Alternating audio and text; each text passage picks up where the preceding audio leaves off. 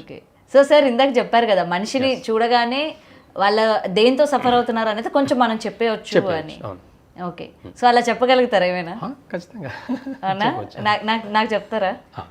అంటే నాడి చూసి చెప్పే పద్ధతి ఒకటి, నాడి చూసి చెప్పే పద్ధతి ఒకటి, నాడి చూడకుండా చెప్పే పద్ధతి ఒకటి. ఓకే. ఎనర్జీ బేస్ చేసుకొని అంటే ప్రతి వైద్యులు అప్పట్లో ఉండే ప్రతి వైద్యులు కూడా వాళ్ళు సాధన చేసుకొని వైద్యం చేయాలి. అంత ఈజీగా నేను డైరెక్ట్ ఏదో మార్కెట్లో ఉండే 4 మందులు చెప్పి ఇవ్వడం అనేది కాదు. మాకు నేర్పించిన మా పూర్వీకులందరూ మాకు నేర్పించింది కూడా అలా కాదు. వాళ్ళ భాషని బట్టి, వాళ్ళ ఎనర్జీని బట్టి, వాళ్ళకి ఏం ప్రాబ్లం ఉందనేది చెప్పేయచ్చు అనమాట. ఇప్పుడు మీకు ఎగ్జాంపుల్ మీరు అడిగారు కాబట్టి ఇప్పుడు నేను చెప్తున్నాను. మీకు ఎక్సిస్ లివర్ ప్రాబ్లం అనమాట. లివర్ ప్రాబ్లం నాదా? మీకు లివర్ ప్రాబ్లం. ఓకే. కాబట్టి ఒక ఫైర్ ఉంటుంది మీకు ఇండైజెషన్ ప్రాబ్లమ్స్, ఏ కొద్దిగా తిన్నా ఫుల్ అయిపోవడం, హెడేక్, బాగా తల పట్టేసుకోవడం, నెక్ నుంచి పట్టేయడం, ఇలాంటివన్నీ గ్యాస్ట్రిక్ ప్రాబ్లమ్స్ అన్నీ స్టార్ట్ అవుతాయి. లివర్ ఒక్క ప్రాబ్లం వల్ల 45 డిసీజెస్ వస్తాయి. ఒక లివర్ ఇన్బ్యాలెన్స్ వల్ల 45 డిసీజెస్ వస్తాయి. అది ఇప్పుడు మిమ్మల్ని చూస్తేనే లివర్ ప్రాబ్లం ఉందని చెప్పవచ్చు. ఓకే. ఇప్పటి వరకు ఏదో కొంచెం ఎనర్జీగా ఉన్నాం అయితే ఏం లేదనుకున్నాను కానీ ఇది చెప్పారు. మరి ఏం చేయాలి దీనికి?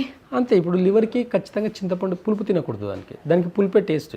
లివర్ నాకు అసలు పిచ్చి పులుపు అంటే. అదే కదా, అది తినండి. మీరు ఎక్కువ ఏ టేస్ట్ తింటారంటే నాడి చూసి ఏ టేస్ట్ మీరు ఎక్కువ తింటారు అనేది కూడా చెప్పొచ్చు. ఇప్పుడు దాంట్లో ఎగ్జాంపుల్ ఇది. అంతే. మీకు చూడకుండానే, నాడి చూడకుండానే మీకు లివర్ ప్రాబ్లమ్, లివర్ టేస్ట్ ఎక్కువ తినగలుగుతారు మీరు. ఆ టేస్ట్ ఎక్కువ కావాలనిపిస్తుంది అనమాట. ఆ టేస్ట్ అవాయిడ్ చేస్తేనే ఆ లివర్ బ్యాలెన్స్ నార్మల్గా అదే ఆటోమేటిక్గా బ్యాలెన్స్. సో దీనివల్ల నాకు ఎక్కువ పులుపు తినాలనిపిస్తుంది. ఓకే. దానివల్ల కొన్ని ప్రాబ్లమ్స్ ఆటోమేటిక్గా స్టార్ట్ అవుతాయి. పులుపు అవాయిడ్ చేయాలి అయితే ఖచ్చితంగా చేయాల్సి వస్తుంది. ఒక టైం వచ్చినప్పుడు అంటే ఎక్స్ట్రీమ్ మీకు ప్రాబ్లమ్స్ బాగా మితిమీరిపోయేదాకా మరి ఎక్కువగా కారం తినేవాళ్ళు అంటే ఎక్కువ స్పైసీనెస్ ఇష్టపడుతూ ఉంటారు. అలాంటి వాళ్ళకి లంగ్స్ ఇంపాక్ట్ అవుతాయి, లంగ్స్ ఇన్బ్యాలెన్స్ అవుతాయి. లంగ్స్ ఇంబ్యాలెన్స్ ఖచ్చితంగా స్పైసీ తినే వాళ్ళకి లంగ్స్ అనేది ప్రాబ్లమ్స్ వస్తాయి అనమాట. స్మోక్ చేసే వాళ్ళకి ఏం రాదా? అలా అదే అంటున్నా, ఎఫెక్ట్ అనేది బ్రీతింగ్ మీదనే పడుతుంది కాబట్టి లంగ్స్ మీదనే పడుతుంది అదంతా కూడా.